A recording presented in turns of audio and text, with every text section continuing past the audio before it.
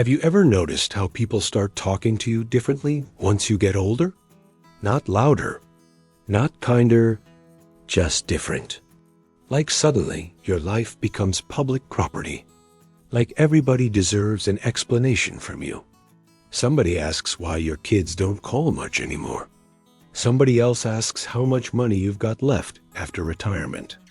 Another person leans in with that fake sweet voice and says, "So, don't you get lonely?" And maybe you smile. Maybe you laugh it off. But deep down, something about those questions feels heavy. Feels disrespectful. Feels like people are digging through your private pain just to satisfy their curiosity. And here's the truth most older people learn too late. Not every question deserves an answer. In fact, one of the greatest forms of peace in old age is learning how to become completely unbothered by people who feel entitled to your life story. Because the moment you stop explaining yourself to everybody, your soul finally gets room to breathe. See, a lot of people think aging is mostly about wrinkles, bad knees, gray hair, doctor appointments, and slowing down. But honestly, one of the hardest parts of getting older is realizing how many people only respected you when you were useful to them. That hits hard. Sometimes it's family. Sometimes old friends. Sometimes even your own children. And the painful part is they don't always mean to hurt you. Some people are just emotionally careless. They ask deeply personal questions like they're discussing the weather. They don't realize certain subjects reopen wounds you spent years trying to heal from. Or maybe they do realize. And they ask anyway. I remember this old man named Leonard, 81 years old, sharp dresser, always wore polished shoes even if he was only going to the grocery store. Every morning he sat outside a diner in Texas, drinking black coffee like it owed him money. One afternoon, a younger guy sat beside him, trying to make conversation. At first it sounded harmless. "You retired?" Leonard nodded. "Kids nearby?" Leonard shrugged. Then the guy smiled and asked, "So what do you even do all day at your age?" And he laughed after saying it. Like old age was some kind of waiting room before death. Leonard stared at him for a second, took a slow sip of coffee, and said, "Son, I spent 40 years surviving stress you couldn't handle for 40 minutes. I earned my peace. You, that silence afterward? Heavy, because Leonard understood something most people never learn. You do not owe the world proof that your life still matters. That's why older people must stop answering certain questions immediately, especially questions about money. Listen carefully. The second people know what you have financially, the atmosphere changes. If you have less than they expected, they pity you. If you have more than they expected, they start calculating ways to benefit from you. Suddenly, distant relatives become extra friendly. Suddenly, people start talking about helping you manage things. Funny how concern shows up right around the same time inheritance gets mentioned. Be careful. Not everybody asking questions is asking from love. Some people gather information because they see opportunity. And let's talk about another question older folks hear all the time. Why are you alone? Now that question, right, there carries so much judgment hidden inside it.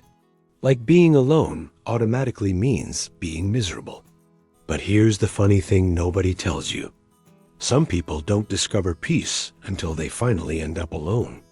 Some spent decades trapped in exhausting marriages, toxic friendships, non-stop chaos, constant criticism, and emotional walking on eggshells. Then one day they wake up in a quiet house and realize something shocking. Peace feels better than performance. There was this woman named Gloria, 76 years old, widowed after almost 50 years of marriage. Everybody expected her to fall apart. They thought she'd spend the rest of her life sitting in a dark room, crying beside old photo albums. But 6 months later, she started traveling, getting her hair done every week, learning salsa dancing, posting smiling pictures online and living louder than people half her age. One woman at church asked her, "Don't you miss having a man around?" Gloria smiled and said, "Honey, after 50 years of cooking, cleaning, compromising, and apologizing, I finally got time to hear myself think." I almost spit out my coffee hearing that. But honestly, she wasn't bitter. She was free, and that's the part society struggles to accept. Older people are allowed to rediscover joy. They're allowed to protect their peace. They're allowed to stop sacrificing themselves for everybody else's comfort. But some folks can't stand seeing an older person emotionally free. Society expects older people to shrink themselves. Stay quiet. Stay available. Stay harmless.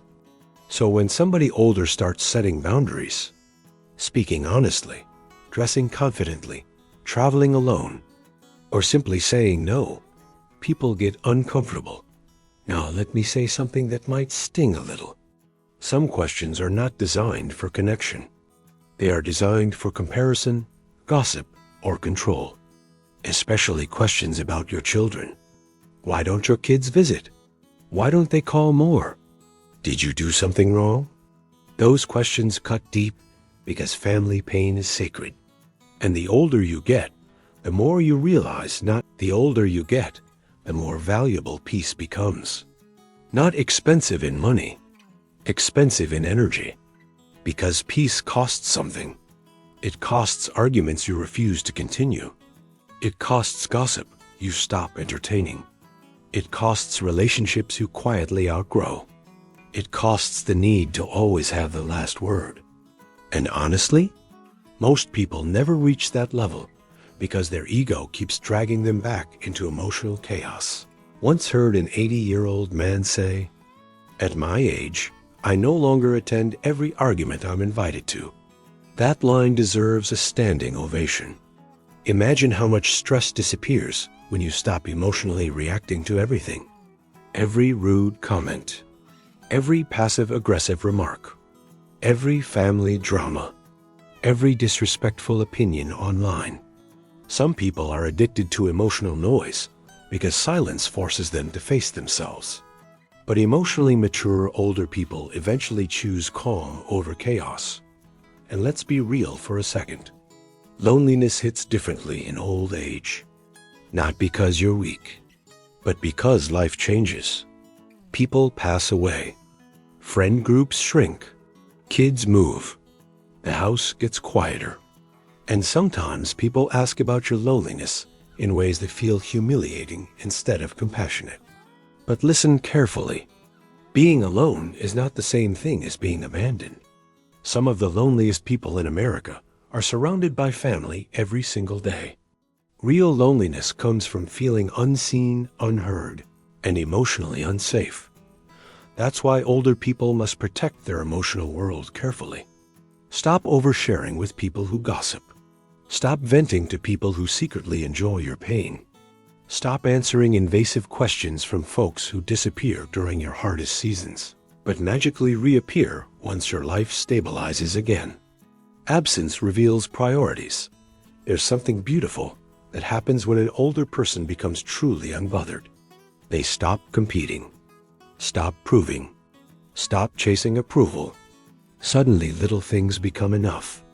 Morning sunlight through the kitchen window, old songs on the radio, quiet coffee, a peaceful walk, a real conversation with somebody genuine.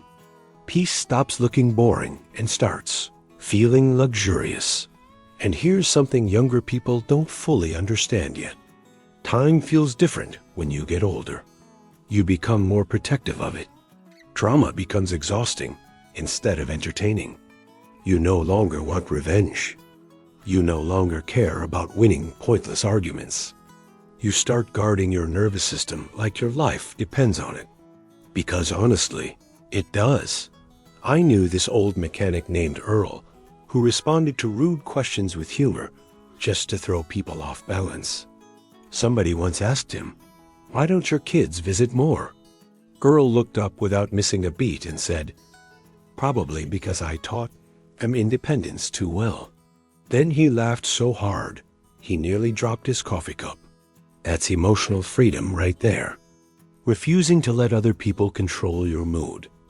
And let me tell every older person listening right now something important. Your age does not make you emotionally obligated to tolerate disrespect. I don't care if it's family. I don't care if it's younger people talking down to you. Respect still matters. Boundaries still matter. Dignity still matters. Too many older adults stay quiet because they fear losing people. They think if they speak honestly, family will stop calling or friends will disappear. But pretending not to feel hurt only teaches people your pain has no consequences. Sometimes protecting your peace means disappointing people who benefited from your silence. And maybe the greatest lesson of all is this. You do not need everybody to understand your life anymore.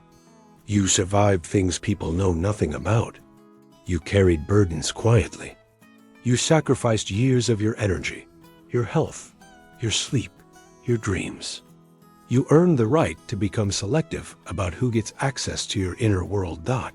So the next time somebody asks a question that feels invasive, disrespectful, or emotionally manipulative, pause before answering. Breathe. You don't owe everybody your story. You don't owe strangers access to your pain.